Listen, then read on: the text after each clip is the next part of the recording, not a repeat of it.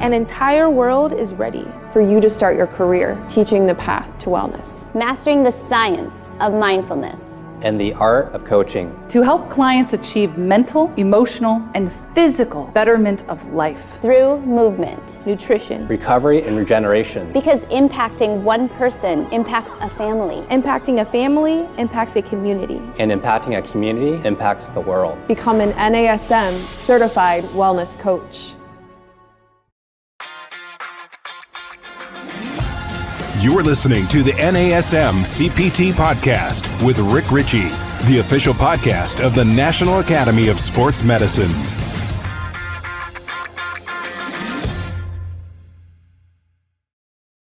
Hey, y'all, and welcome to the NASM-CPT Podcast. My name is Rick Richey, and today we're going to do something. This is a Do They Really Work episode, and this is a Do They Really Work episode that I had gotten from somebody who reached out to me on Instagram and wanted to ask questions about infrared light and red light, and probably they only ask about one of those, and I did not look up who asked the question. I'm so sorry. I wish I could give you a shout out right now. But we talk about red light therapy or infrared light therapy. Now, this has become quite a big deal over the last few years as red light therapy has been used for quite a few things. But we see these infrared saunas that have really taken off during the last several years. And then they actually have kind of these wands that are close, so you could kind of keep them close to you and move them along your skin.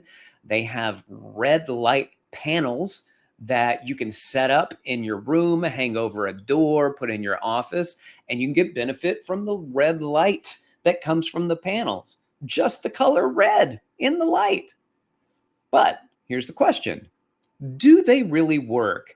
And I think this is fair for a fitness professional because it's part of this biohacking community. It is part of the recovery community, and fitness and recovery do go hand in hand. I think it's something that we can explore. So first of all, let me just go over a review right now from Hamblin in 2018 in the about the mechanisms and mitochondrial redox signaling in photobiomodulation. And photobiomodulation is what light therapy is, or what light treatment is. So he goes to say that photobiomodulation involves the use of red or near infrared light at low power densities to produce a beneficial effect on cells or tissues. This light therapy is used to reduce pain and inflammation, edema, and to regenerate damaged tissues such as wounds and bones and tendons, which I find to be really interesting because those are very deep. The primary site of light absorption in the mammalian cells have been identified as mitochondria, and more specifically, the cytochrome C oxidase. We're not going to get into that. He goes into that in depth. But then really says photobiomodulation has a marked effect on stem cells.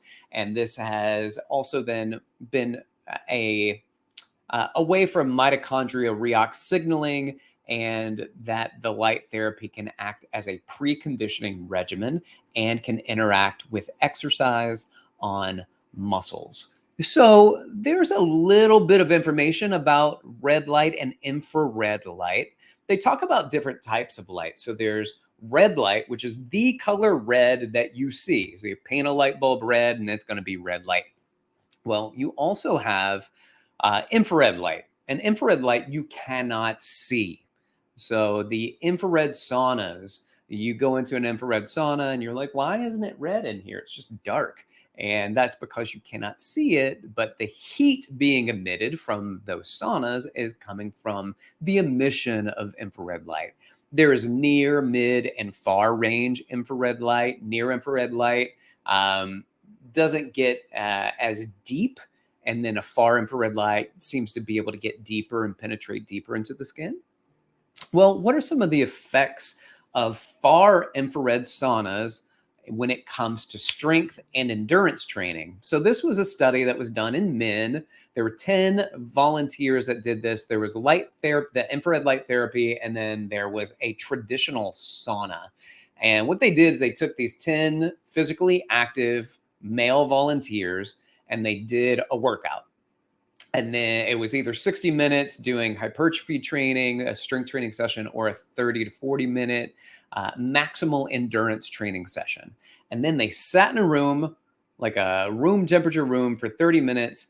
And they did a sauna for 30 minutes and then did the room. And so what happens, they put you in an infrared sauna and then they put them in a regular sauna. They had the temperatures the same, but the humidity was much higher in a traditional sauna, and the infrared sauna wasn't really that humid. And they did all of these performance tests, which included maximal isometric bench press, leg press, counter movement jump, and a oxygen uptake, so a VO2 max on a treadmill. Here's the thing, there were similar outcomes across the board, except for the infrared sauna had a higher counter movement jump, and the traditional sauna kept an elevated heart rate. Well, that kind of makes sense. You put it in a heated area, the heart rate may stay elevated. So what the researchers concluded here is that this deep penetration of infrared heat, and that was done at a mild temperature, the humidity was light, it had really favorable conditions to help support neuromuscular system and how it can recover from maximal endurance performance. And the far infrared light is a pretty decent way for the body to do some of these things with the neuromuscular system in a comfortable and relaxing experience, as opposed to how other people may find regular saunas, which are extremely hot, extremely humid, and not as comfortable. All right, well, there's some information about infrared light. Let's talk for a moment about red light. Red light therapy, and this was done from, let's see, this is a PLOS ONE article, spatial temporal evaluation of transdermal potential. Rick, what on earth are we talking about? Well, we're going to be talking about light and how it promotes skin barrier recovery.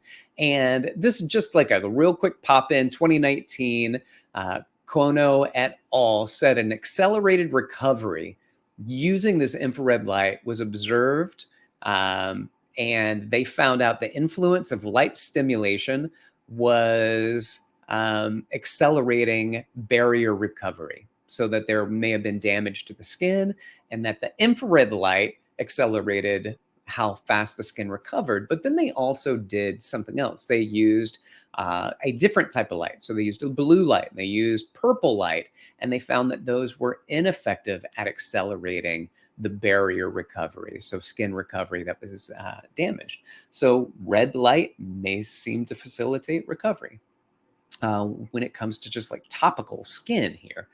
Well, one more study that I want to go over, and it's Figueredo and Padeller 2020 on red light, a novel non-pharmacological intervention to promote alertness in shift workers.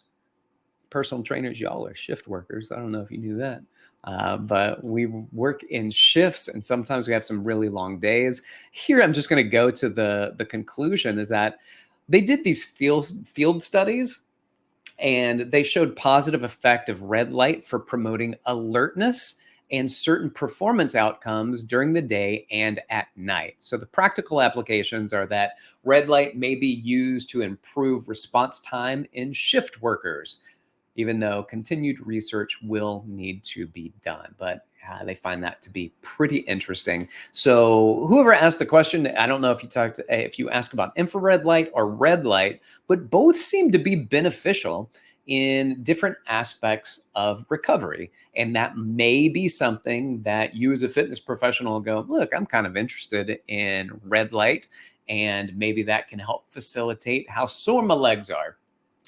Is it definitive? I don't know, but I also want to point out that infrared light therapy is being used a lot experimentally when it comes to cancers, when it comes to heart disease. And there are a lot of things that they're doing to explore infrared light, near, and far to identify whether or not that can be beneficial for pathological conditions. So we'll see.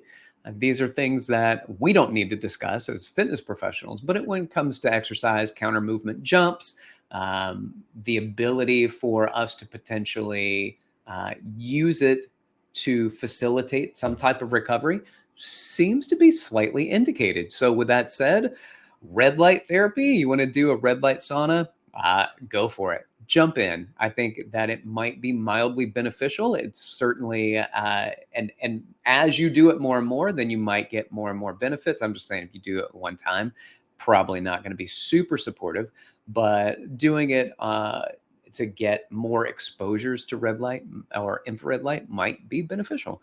With that being said, I hope that this answered a question. And again, I tried to answer 2 questions because I didn't know red light and infrared light. And they both seem to be beneficial.